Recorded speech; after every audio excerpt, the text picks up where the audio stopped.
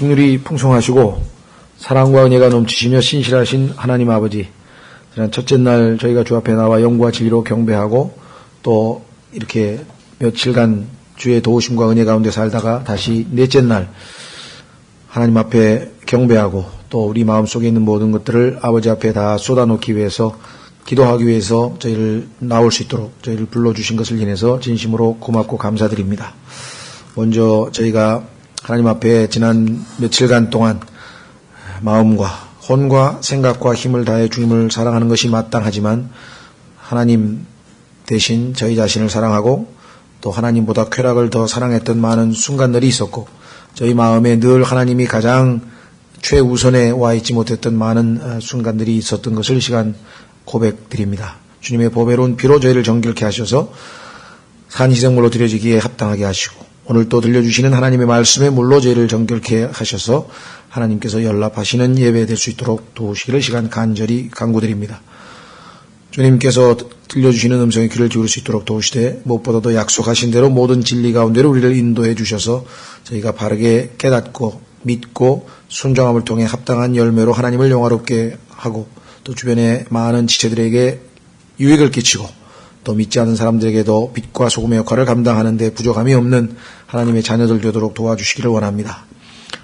감히 주 앞에 나올 수 없지만 주님의 보배로운 피를 힘입어 담대히 은혜의 왕좌 앞에 나왔으니 주께서 약속하신 대로 긍휼을 베푸시고 또 필요한 때에 도우시는 은혜를 더하여 주시기를 이 시간 주 앞에 간절히 간구합니다. 무엇보다도 심히 무지하고 무능하고 무기력함을 고백드리오니 주께서 도와주셔서 이 말씀의 사역이 온전히 성취되도록 하시며 약속하신 대로 능하게 하셔서 이 사역을 온전히 이루시기를 다시 한번 간절히 간구드립니다. 주님, 이곳에 함께하기를 원하지만 원치 않은 여러 가지 어려운 사정으로 인해서 또 마음이 참으로 고통스러워서 또 저희가 알 수 없는 어떠한 이유로든지 이곳에 함께하지 못한 모든 주의 지체들을 기억해 주시고 그들의 마음을 지켜주시며 저희와 이곳에서 누리는 동일한 복을 허락하시고 그들의 마음을 무엇보다도 주님과 주님의 말씀과 주님의 형제자매들이 모여있는 이 거룩한 집회에 둘 수 있도록 도우시기를 시간 간절히 간구하옵고, 이 시간을 통해서 홀로 아버지께서 존귀와 영광과 기쁨을 얻으시며 우리 모두에게는 큰 유익과 복이 되도록 역사해 주시기를 간구드립니다. 이 시간을 하나님 아버지 손에 온전히 의탁드리옵고 모든 말씀을 우리 주 예수 그리스도의 이름으로 기도하옵나이다. 아멘. 예, 오늘 하나님의 말씀은 시편 18편 말씀인데 상당히 길죠? 아마 오늘 하루 다 하기는 어렵고 아마 2번 아니면 3번에 나누어서 살펴보려고 합니다. 성경의 내용상 3번으로 나눠서 살펴보면 더 좋을지도 모르겠네요. 그 이유는 아마 제가 말씀을 드리면 이해를 하실 터인데요.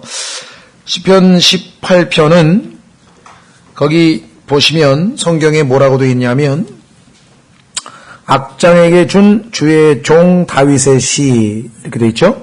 악장에게 준 주의 종 다윗의 시. 이 주의 종이라고 하는 용어가 아주 심상치 않은데요. 주가 굵은 글씨로 영어로 하면 LORD가 전부 대문자고요. 우리는 아주 굵은 글씨로 되어 있어서 이것이 개역 성경을 비롯한 일부 성경에서는 번역을 안 하고 그냥 히브리어로 여호와라고 되어 있습니다. 여호와. 그러나 사실 여호와라고 하는 것은 번역을 당연히 해야 되겠죠. 우리가 늘 말씀드립니다만은 요즘에 영어를 주로 많이 쓰니까 카센터 이렇게 해 놓는 것이 더 멋있어 보여서 번역을 안 하고 카센터 하지만 자동차 수리소라든가 정비소라든가 이렇게 번역하는 게 원칙이겠죠. 예. 그래서 이 영어 킹제임스 성경에서는 히브리어를 여호와라고 하는 히브리어를 정확하게 주라고 번역을 했고, 그래야 이 주님과 신약의 주님이 같은 분임을 알 수가 있어요. 이것을 여호와라고 이 성경을 변개시키는 자들이 의도적으로 놔둔 이유는 여호와의 증인들처럼 미혹되기 위함입니다. 여호와의 증인들은 구약의 여호와와 신약의 예수가 다른 분으로 알고 있어요. 그렇죠? 우리가 얼핏 생각하면 여호와 그러면 하나님 아버지에게 대한 칭호인 것처럼 느껴져요. 그렇죠? 그리고 예수님은 다른 분인 것처럼, 그 여호와하고 예수님은 완전히 별개의 존재인 것처럼 하는데, 계시록 19장에 가면 예수님의 이름이 Lord of Lords, 여호와 of Jehovah, 그러니까 여호와들 중에 여호와라고 되어 있는 것으로 보면 우리가 이 성경이 킹제임스 성경에서 얼마나 정확하게 이것을 번역해서 신약의 주님과 같은 분임을 보여주기 위함인가를 우리가 알 수 있죠. 그러니까 뭐 그 얘기는 오늘 주제는 아니고요. 그래서 오늘 시편에 보면은 이 시편은 언제 기록되었는지를 우리가 충분히 추정할 수가 있습니다. 왜? 여기 보시면 주께서 다윗을 그의 모든 원수들의 손과 사울의 손에서 건지신 날에 다윗이 이 노래의 말씀들로 주께 아뢰니라 그가 이르되. 그런데 사무엘하 22장에 가면 똑같은 얘기가 나오면서 이 시편이 나와요. 그러니까 사무엘하 22장 전체와 시편 18편은 거의 똑같습니다. 약간의 차이가 있어요. 그 약간의 차이에 대해서는 정확하게 이유는 알 수 없습니다만은 시편의 악자에게 주면서 다윗이 성령님의 감동으로 약간 일부 수정한 내용이 있습니다. 어쨌거나 이 문맥으로 봤을 때 다윗이 사울로부터 완전한 승리를 거두고 또 그의 주변에 있는 모든 원수들을 다 안팎으로 물리치고 드디어 이제 예루살렘에서 통합, 소위 말하면 이스라엘과 유다를 통칭한 모든 전 12지파의 왕으로 이제 통합 왕국의 왕으로 등극하게 되는 아마 그러한 역사적 시점이 아니었나 우리가 이렇게 추정을 해볼 수 있고, 이 통합 왕국에 대해서 여러분도 아시다시피 나단이라고 하는 선지자가 등장해서 하나님께서 다윗의 당신의 그 왕좌를 영원토록 세우실 것이라고 하는 예언과 더불어 축복을 하게 되죠. 왜 똑같은 거의 뭐 99%가 똑같은 시편 내용을 두 번이나 성경에 써 놓으셨을까? 시편 14편과 시편 53편도 거의 99% 똑같을 겁니다. 아마 100% 똑같은지는 제가 대조를 안 해봐서 잘 모르겠습니다만은, 그죠? 마음이 어리석은 자는 마음에 하나님이 없다 하도다라고 하는 그 유명한 이 표현으로 시작되는 건데 똑같아요, 내용이. 근데 성경에 보면 예수님께서도 무슨 말씀을 하실 때 두 번 반복해서 강조할 때가 있죠. 그 유명한 진실로 진실로 내가 너희에게 이르노니, 이런 표현은 다른 말씀보다는 좀 더 뭔가 중요하다고 하는 것을 강조하기 위한 표현인 것 같습니다. 그런 의미에서 봤을 때 뭔가 강조하고픈 내용이시기 때문에 하나님께서 거의 똑같은 내용을 두 번에 걸쳐서 반복하신 것이 아닌지 그냥 그렇게 추정을 해볼 수 있을 것 같습니다. 다만 사무엘하 12장에서는 다윗의 생애를 중심으로 다윗이 어떠한 하나님과의 경험을, 어떤 체험을 했는지를 우리가 역사적으로 추정할 수 있는 반면에, 오늘 시편 18편에서는 다윗이 모형으로 잡은, 그죠? 다윗이 모형으로 잡은 그 예수 그리스도, 그죠? 예수 그리스도의 모형으로서의 다윗, 그러니까 그 실체이신 예수 그리스도를 의 생애를 통해서 우리가 예언적 관점에서 좀 살펴보려고 합니다. 다윗의 생애에 대해서 우리가 역사적으로 이미 다윗이 어떤 과정을 거쳐서 사울로부터 어떤 핍박을 받고 어떻게 해서 왕이 되었고 그런 과정은 잘 알고 있기 때문에 우리의 관심은 예수 그리스도죠. 성경은 나에 대하여 증언하는 것이라고 하시는 것처럼, 그래서 오늘은 예언적 관점에서 예수 그리스도의 생애를 중심으로 한번 좀 살펴보려고 합니다. 이 주의 종이라고 하는 표현은요, 성경에 자주 나오는 표현이 아닙니다. 이 주가 굵은 주라고 할 때는요, 모세는 하나님의 백성을 출애굽 해방시키셨죠. 그러니까 죄로부터, 세상과 죄로부터 우리를 구출하신 예수 그리스도를 예표하고 있는 모세에게 주의 종이라는 이름이 붙어 있고, 그 다음에 약속의 땅 가나안으로 하나님의 백성을 인도하였던 여호수아도 역시 주의 종이란 타이틀이 붙어 있는데, 놀라운 사실은 예수 그리스도도 주의 종, 여호와의 종이라고 하는 타이틀이 붙어 있어요. 그래서 이 예수님이 주의 종이라고 하는 사실은 이사야서에 또 그 유명한 스가랴서에 나의 종 그 이름 그 가지 이렇게 되어 있죠. 그러니까 마가복음이라고 하는 사복음서의 한 세 번째 복음서 전체가, 죄송합니다, 두 번째, 마태 마가의 마가복음 전체가 주의 종이신 예수 그리스도를 묘사하고 보여주고 있는 책이라 우리가 이렇게 얘기하죠. 예, 그런 의미에서 봤을 때 아주 의미심장한 내용이 아닌가 싶고요. 그 다음에 여기 보시면 뭐라고 되어 있는 거 아니, 끝부분에 이 노래의 말씀들로 되어 있습니다. 그렇죠? 노래의 형식을 빌은 말씀들인데요. 노래라고 하는 표현이 시편에 50개가 나옵니다. 노래라고 붙어있는 타이틀이. 그 중에서 첫 번째로 노래라는 타이틀이 붙어있는 책인데 50개의 대부분의 공통점은 승리의 시예요. 승리의 시편일 경우에 보통 노래. 우리도 보면 승리의 찬가 뭐 이런 거 있죠. 우리 세상에서도 보면은 뭐 전쟁에서 승리하면 뭐 승리의 찬가 뭐 이런 거 부르잖아요. 예, 그래서 아마 그런 의미가 있는 것 같습니다. 자, 그래서 1절서부터 3절까지 보시면 전적으로 예수 그리스도께서 이 땅에 오셔서 하나님만을 신뢰하시고 이 지상 사역을 삶을 살고 가셨던 모습이 나와 있고, 그 다음에 4절서부터 나머지 끝부분까지 19절까지는 선지자로서 고난당하신 예수 그리스도의 모습이 나와 있고, 그 다음에 20절서부터 31절까지는 대제사장으로서의 예수 그리스도의 모습이 나와 있고, 32절부터 50절까지는 이 땅에 다시 오시는 왕으로서 예수 그리스도의 모습이 나와 있습니다.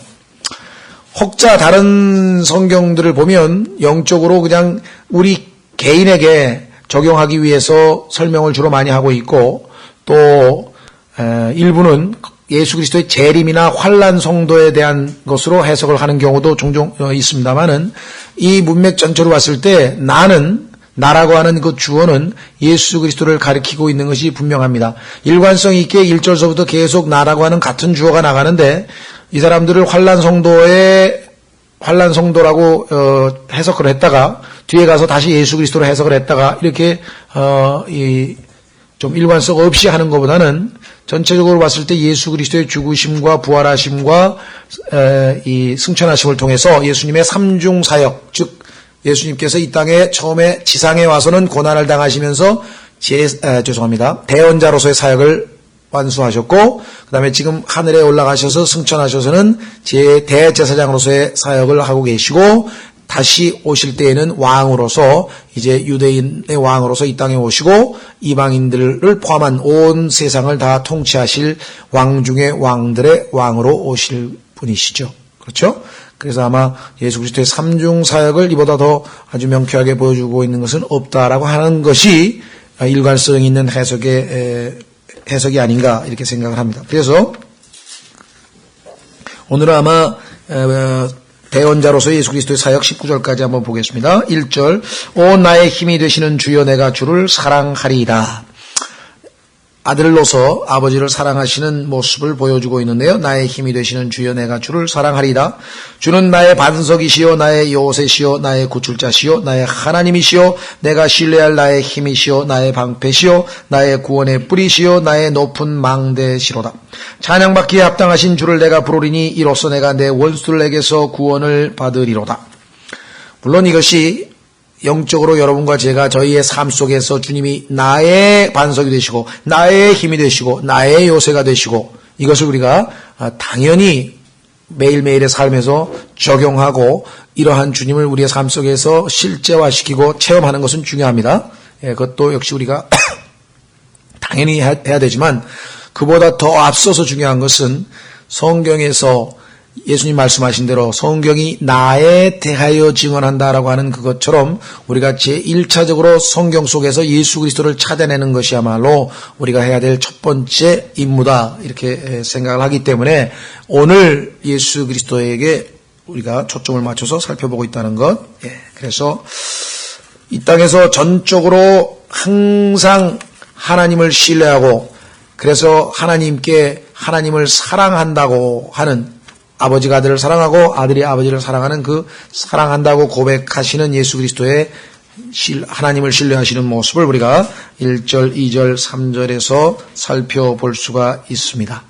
이 땅에 인간으로 오신 예수님은 비록 신성을 지니고 계셨던 분이시지만 하나님께서 허락하시는 범위 내에서 제한적으로 인간의 모습으로 사셨죠. 배도 고프시고 눈물도 흘리시고 그래서 전적으로 자신의 힘을 주님으로부터 공급받았고 하나님을 사랑하고 사셨고 그래서 하나님을 자신의 반석, 요새, 구출자, 하나님, 힘, 방패, 구원의 뿔, 높은 망대라고 고백을 했습니다. 그래서 찬양받기 합당하신 줄을 내가 부르니 이로써 내가 내 원수들에게서 구원을 받으리로다. 여기 보면 하나님에 대한 사랑이 나와 있고 2절에 하나님에 대한 신뢰가 나와 있고 그렇죠? 내가 신뢰할 나의 힘이라 그랬으니까 3절에 가면은 예수님이 이 땅에 비록 고난을 당하지만 그 원수로부터 구출하실 것을 신뢰하고 있죠. 소망 가운데 계신 예수님을 보게 됩니다. 사랑과 믿음과 소망을 보이시고 계신 예수 그리스도의 본이 되시는 모습이죠. 4절 그 예수님은 마지막 하나님께 순종하는 모습으로 십자가에 달리셨는데 사망의 고통이 나를 에워싸고 경건치 아니한 자들의 홍수가 나를 무섭게 하였으며 지옥의 고통이 나를 에워싸고 사망의 올가미들이 나보다 앞서 갔도다. 내 고통 중에 주를 부르며 나의 하나님께 부르짖음에 그분께서 자신의 성전에서 내 음성을 들으셨나니 내 부르짖음이 그분 앞에 이르되 그분의 귀에까지 이르렀도다. 여러분 잘 아시는 예수 그리스도의 고통스러운 십자가에서의 처절한 모습들 우리가 잘 알고 있죠. 그래서 고통 중에 계신 예수 그리스도의 모습 4절, 5절, 6절에 자세하게 나와 있습니다.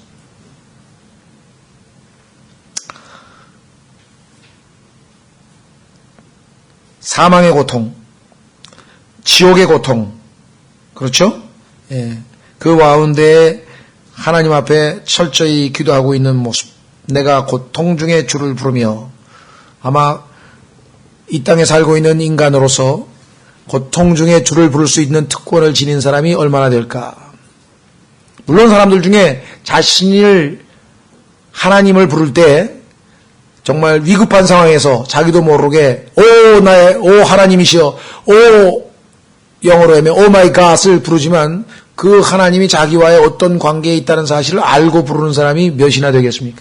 거의 무의식 중에 하나님께서 인간을 지으실 때 하나님을 알만한 것을 사람 속에다가 넣어 놓으셨기 때문에 본능적으로 자기도 모르게 위급한 처지에 그저 하나님을 찾았을 뿐 그 하나님이 누구이신지에 대해서 전혀 알고 있지 않고 하나님과의 관계가 회복되지도 않은 상태에 있는 것이죠.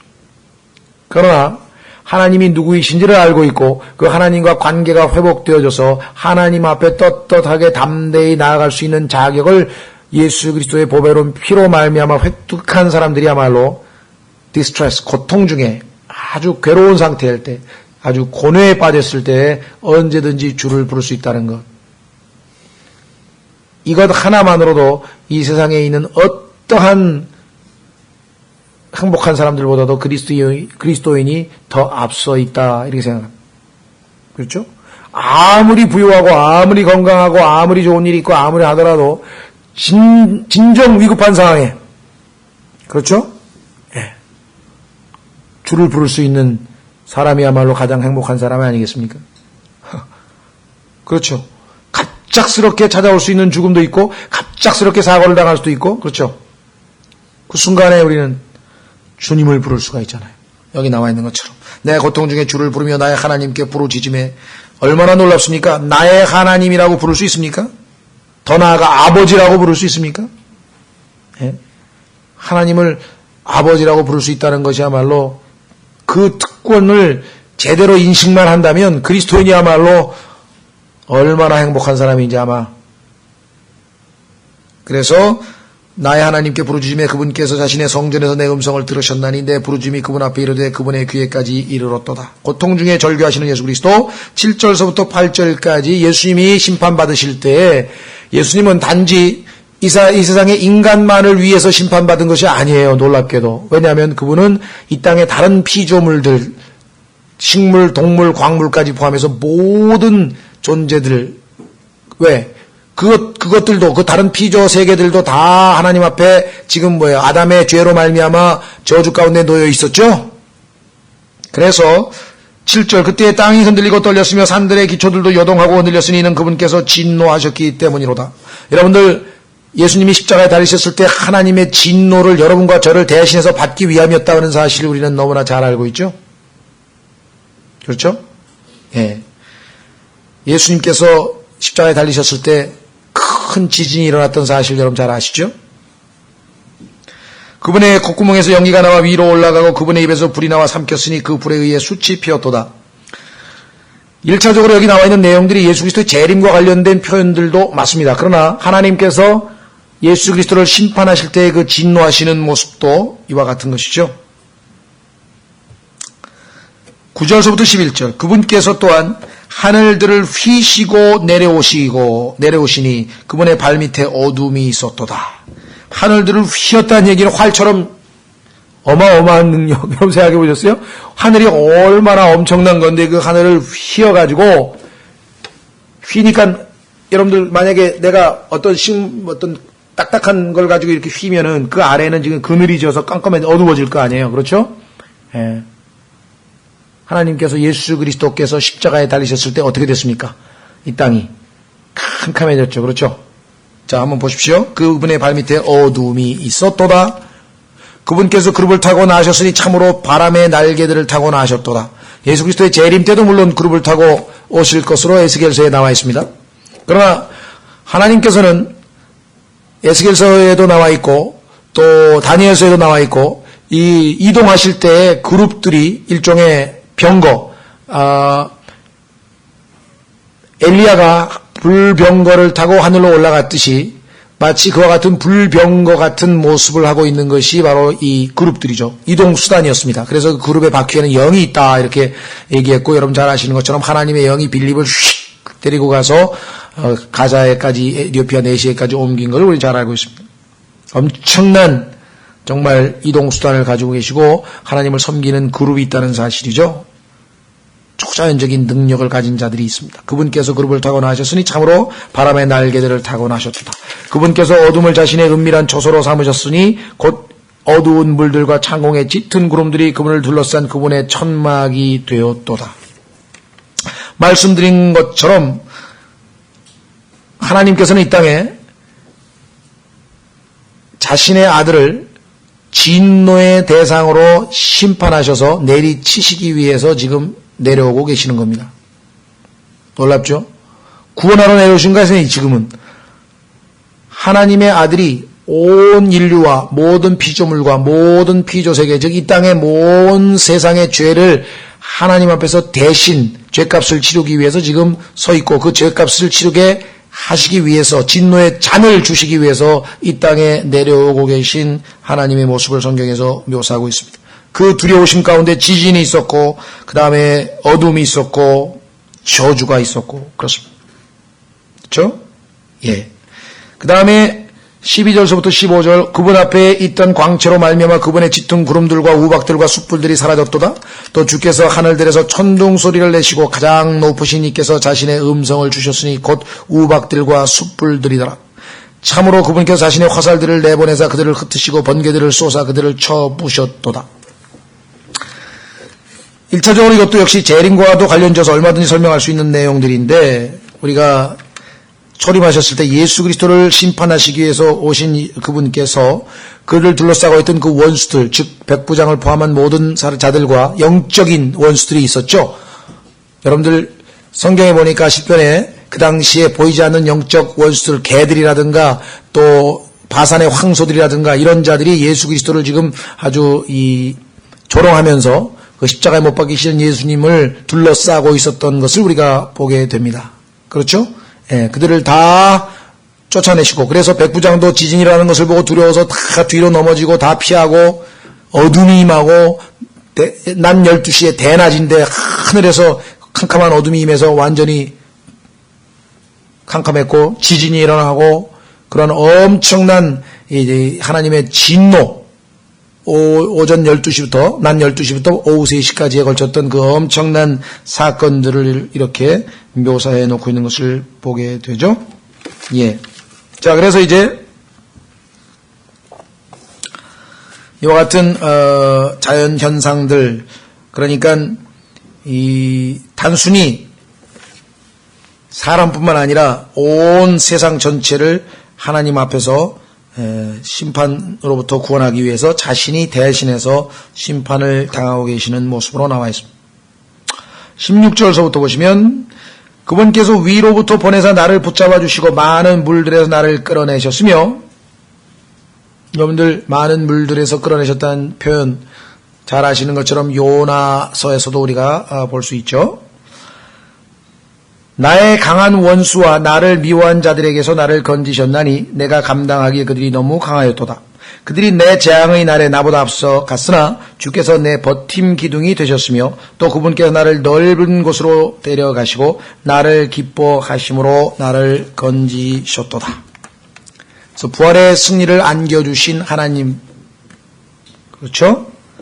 그래서 우리는 여기에 나와 있는 나라고 하는 것과 밑으로 내려갑니다. 쭉 내려가시면은요, 42절에 보면은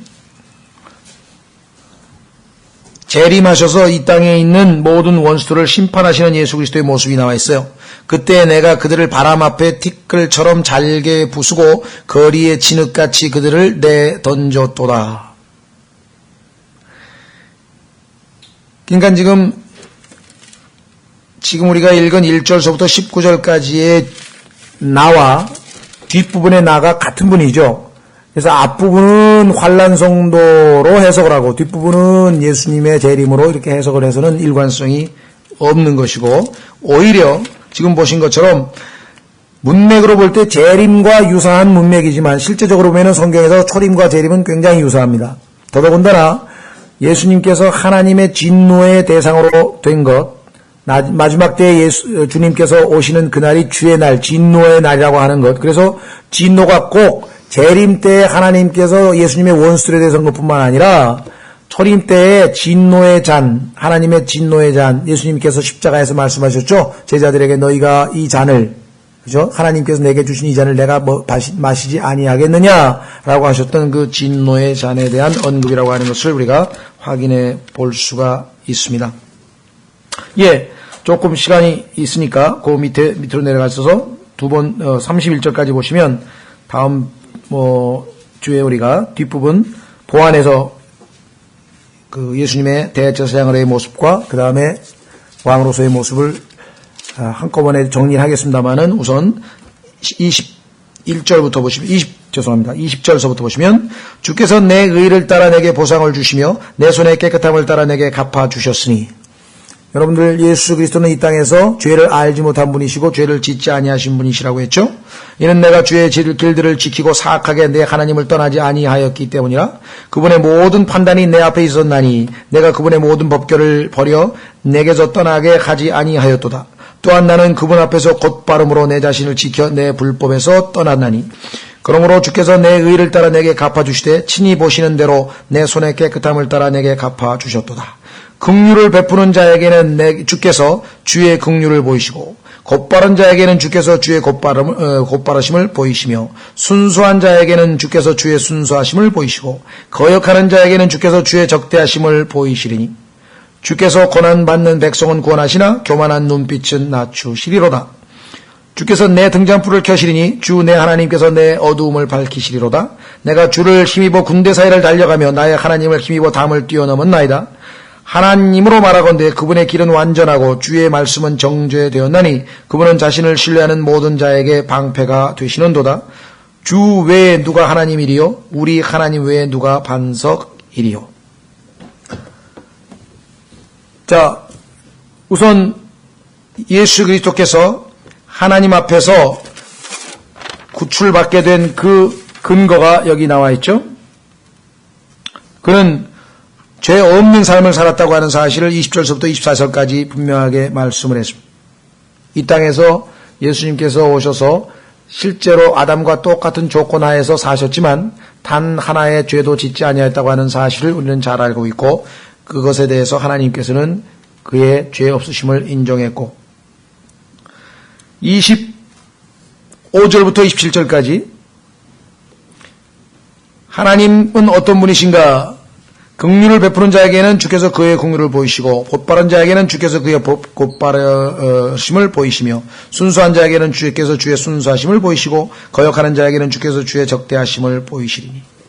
우리가 생각할 때에는 이 땅에서 이루어지는 일들이 때로는 뒤죽박죽이어서 의로운 자가 고난을 당하고 반대로 악하게 구는 자가 또 어떠한 보상을 받는 삶을 사는 것 같지만 궁극적으로 하나님께서 정하신 법대로 하나님은 심은 대로 거둔다는 그 법칙을 그대로 준수하실 것입니다.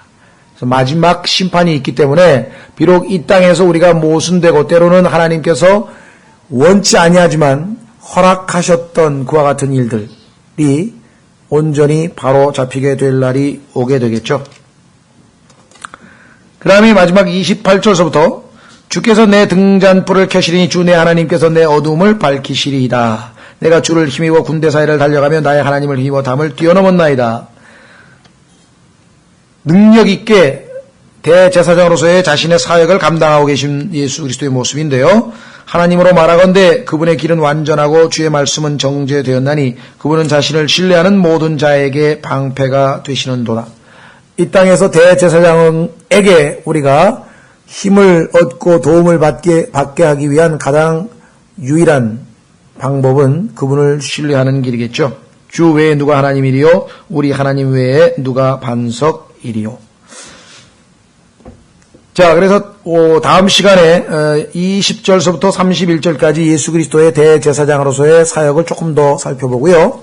그 다음에 32절부터 왕으로서 재림하시는 예수님, 이 하나님은 곧 능력으로 내게 띠를 두르시며, 자 여기 보시면 능력이라고 하는 말, 힘이라고 하는 말 아까 첫째 줄에 나왔었죠. 오 나의 힘이 되시는 주여.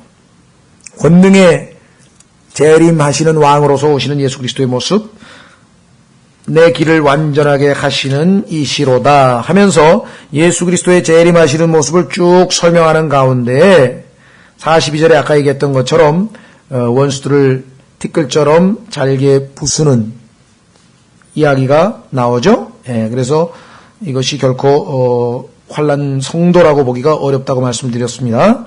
예. 그 다음에 43절에도 주께서 나를 백성의 다툼에서 건지시고 이교도들의 머리로 삼으셨으니 내가 알지 못하던 백성이 나를 섬기리이다.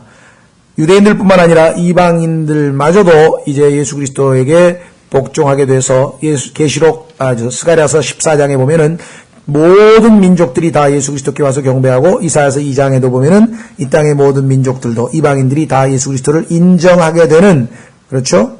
왕으로서의 예수 그리스도의 모습이 선명하게 그려져 있습니다. 그래서 분량은 51절이나 되기 때문에 상당히 많은 분량이어서 한 구절 한 구절 구체적인 내용들은 설명하지 않았습니다만은 전체적으로 우리가 볼 때 거부당하신 대언자로서의 예수 그리스도의 모습, 그 다음에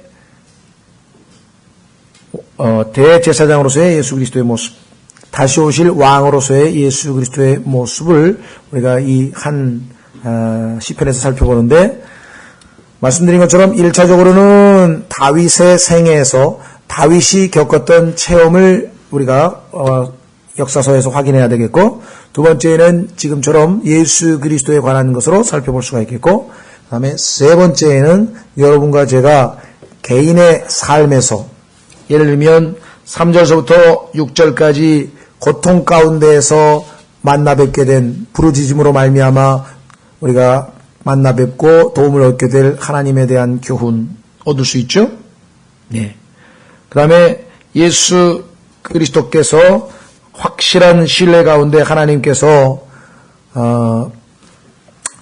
자신을 구원하실 것이라고 하는 소망에 대한 그와 같은 믿음도, 신뢰도 우리가 배울 수 있고, 또 예수님께서 담대하게 하나님 앞에서 자신의 의를 주장할 수 있죠. 여러분과 저야 행함으로, 우리의 행위로 하나님 앞에 떳떳하게 설 수 있는 그와 같은 것은 못 되지만, 여러분과 제가 하나님 앞에 의로운 삶을 살 때, 하나님을 기쁘시게 하는 삶을 살 때 하나님께서 우리의 기도를 들으신다. 요한일서 3장에 보시면 우리가 담대하게 기도할 수 있는 근거는 우리가 하나님의 말씀에 순종해서 그분을 기쁘시게 해드릴 때에는 하나님의 앞에 담대하게 나아가서 우리가 기도할 수가 있겠죠.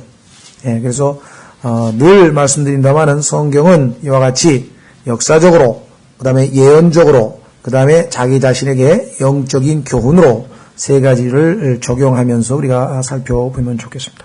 다음 시간에 조금 더 대제사장으로서의 예수 그리스도, 그 다음에 왕으로서의 예수 그리스도에 대해서 좀 보완 설명하면서 우리가 영적으로 우리에게 적용할 수 있는 교훈들도 좀 몇 가지 살펴보도록 하겠습니다. 예, 오늘 이 시간에는 여러분과 제가